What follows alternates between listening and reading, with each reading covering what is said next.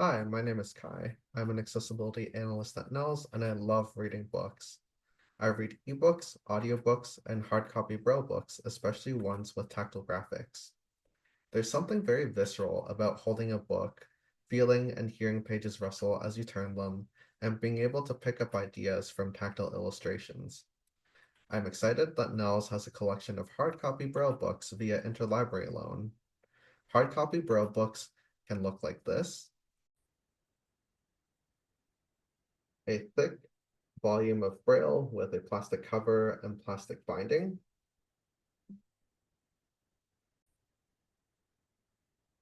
Or like this, a comparatively thinner volume where there's visual images and Braille on the same page.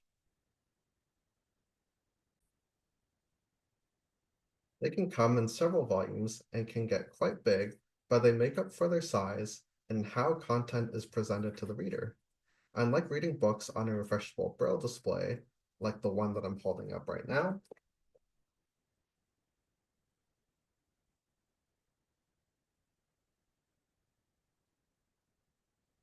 I don't have to pan the display after every 40 characters and can get a much better sense of formatting where it matters, such as with lit RPG books that have stat tables and poetry books where spaces and lines convey meaning.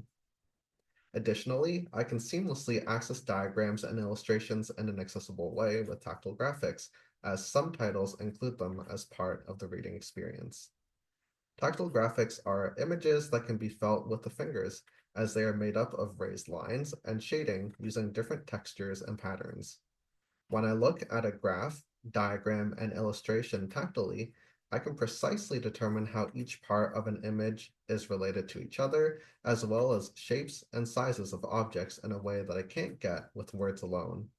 As much as I find textual image descriptions to be useful, they can't convey all the spatial information that a picture can provide. Here are some examples. This one is of a rose with a bud sprouting from the stem and some leaves around it. And you can tell when the area is shaded in, there's a very distinct feel to the image. Below this, again, is the Braille, and the Braille has a textual image description of what's being shown in the image. Here we have another example, this one a little bit more complicated. This is a map of North America, and there are a lot of areas that are marked on the map using different dots, and there are boundaries that are represented by different types of lines. On the right side is a page of Braille that contains a description of the areas and cities and landmarks that are marked on this particular map. Here's another image from the same book. This is a map of Canada.